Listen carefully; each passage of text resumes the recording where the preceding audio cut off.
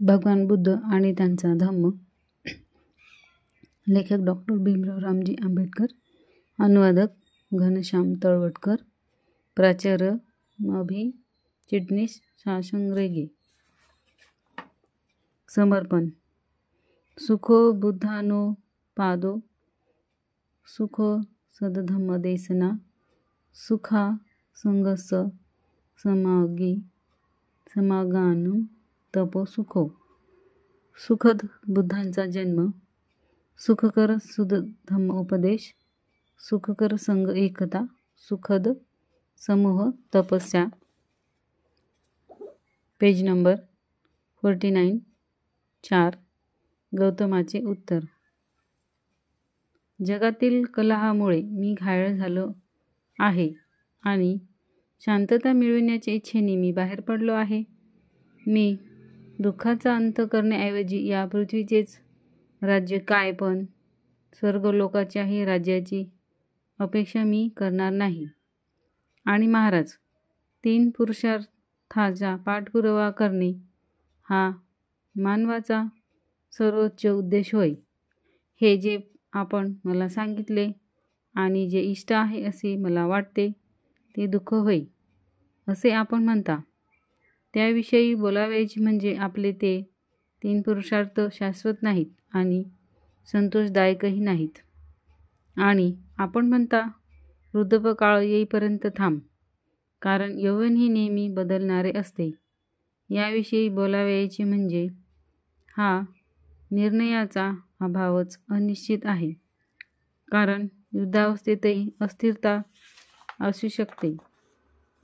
परंतु ज्या अर्थी दैव आपल्या कलेत इतके कुशल आहे की ते जगाला कोणत्याही काळी आपल्या काह्यात ठेवू शकते, त्या अर्थी ज्याला शांततेची इच्छा आहे आणि मृत्यू केव्हा येईल हे ज्याला माहीत नाही, असा कोणता शहाणा मनुष्य वृद्धपकाळाची वाट पाहत बसेल? वृद्धत्वरूपी शास्त्राने आणि जिकडे तिकडे पसरलेल्या रोगरूपी बाणांनी दैवांच्या अरण्यात हरणाप्रमाणे धाव घेणाऱ्या प्राणीमात्रांवर प्रहार करीत मृत्यू ज्यावेळी एखाद्या शिकाऱ्याप्रमाणे तत्परतेने उभा असतो, त्यावेळी दीर्घायुष्याची इच्छा कुणाच्या मनात निर्माण होऊ शकेल? ज्याचे अंतःकरण दयेने पूर्णपणे भरलेले आहे अशा धार्मिक माणसाच्या मार्गाची निवड करणे हेच तरुण, वृद्ध किंवा लहान मूल यांना योग्य ठरेल. आणि आपण म्हणता की तुझ्या वंशाला शोभणारे आणि उत्कृष्ट फळ देणारे असे यज्ञ तू धर्मासाठी नेहमी करीत राहा. अशा यज्ञांना माझा नमस्कार. दुसऱ्यांना दुःख देऊन मिळणारे कोणतेही फळ मिळवण्याची माझी इच्छा नाही.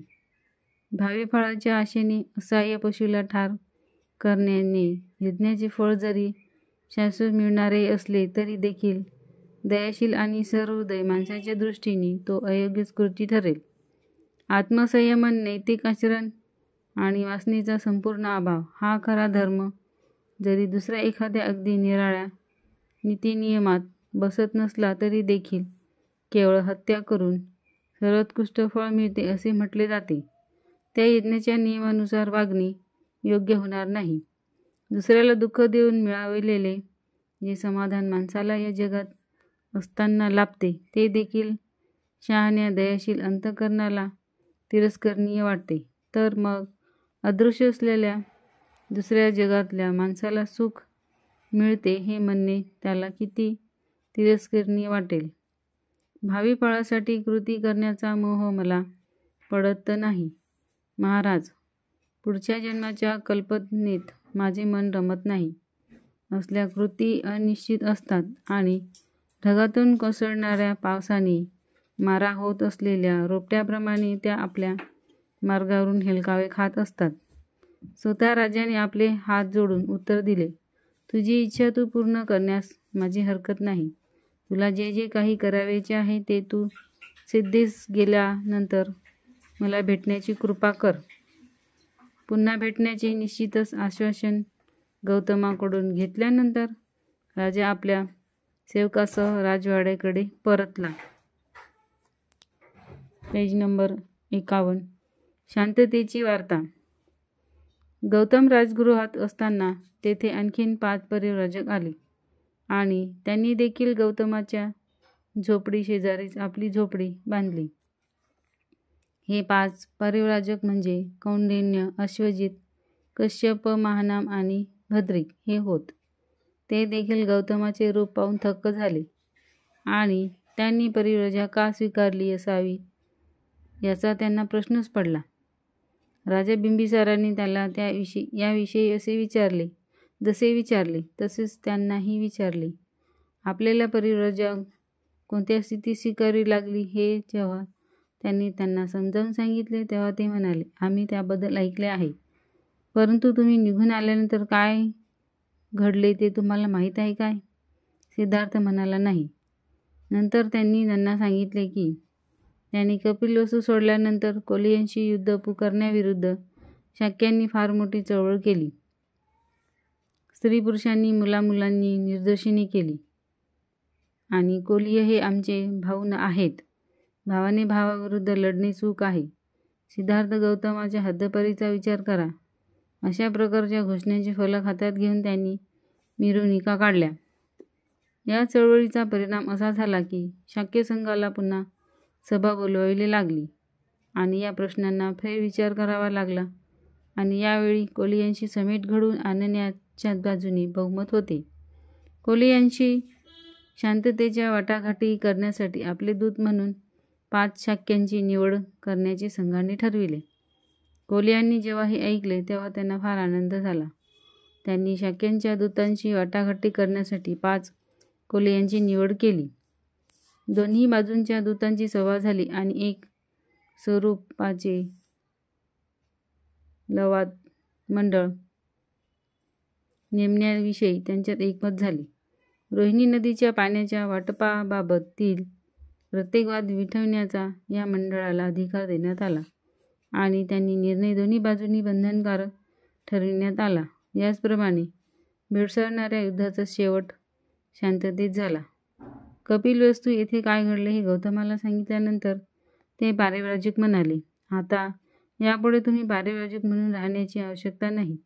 मग तुम्ही घरी जाऊन आपल्या कुटुंबाबरोबर का राहत नाही? सिद्धार्थ म्हणाला, ही शुभ वार्ता ऐकून मला फार आनंद झाला आहे. हा माझा विजय आहे, परंतु मी घरी जाणार नाही. मी आता जाता कामा नये. यापुढेही मी परिव्राजकच राहिले पाहिजे. त्या 5 परिव्राजकाचा पुढचा कार्यक्रम काय आहे हे गौतमाने त्यांना विचारले. त्यांनी उत्तर दिले, आम्ही तपस्या करण्याचे ठरविले आहे. तुम्ही आमच्याबरोबर का येत नाही? सिद्धार्थ म्हणाला, लवकरच येईन, पण प्रथम मला इतर मार्गाची परीक्षा केली पाहिजे. नंतर ते पारिव्राजक निघून गेले. Page number 52. नव्या परिस्थितीतील समस्या. कोलिया आणि शाक्य यांनी केलेल्या समेटाची त्या 5 परिव्राजकांनी जी बातमी आणली तिने गौतम फारच अस्वस्थ झाला. एकटाच राहिल्यानंतर आपल्या स्वतःच्या स्थितीविषयी तो विचार करू लागला आणि आपली परिव्रजा पुढे चालू ठेवण्याचे काही कारण आहे किंवा काय हे तो ठरवू लागला. त्यांनी स्वकीयांचा त्याग कशासाठी केला? त्यांनी स्वतःला विचारले. युद्धाला त्याचा विरोध असल्यामुळे त्यांनी घर सोडले होते. आता ज्या अर्थी युद्ध संपले आहे त्या अर्थी माझ्यापुढे काही प्रश्न शिल्लकच राहिला आहे काय? युद्ध संपले याचा अर्थ माझ्या पुढील प्रश्न सुटला असा होतो काय? खोल विचार केल्यावर तो सुटला नाही असेच त्याला वाटले. युद्ध समस्या ही मूलतः कलह समस्या आहे. एका अधिक विशाल समस्येचा तो केवळ एक भाग आहे.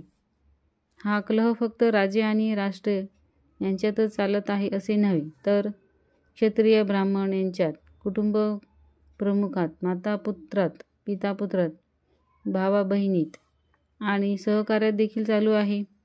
राष्ट्रातील संघर्ष हा प्रसंगोपात असतो, परंतु वर्गातील संघर्ष हा वारंवार होणारा आणि शाश्वत स्वरूपाचा असतो. हा संघर्ष जगातील सर्वच दुःखाचे मूळ होय. युद्धामुळे मी घर सोडले हे खरे, पण शाक्य व कोली यांच्यातील युद्ध संपले असले तरी मी घरी जाऊ शकत नाही. मला आता असे दिसून आले की माझ्या पुढील समस्येने विशाल रूप धारण केले आहे.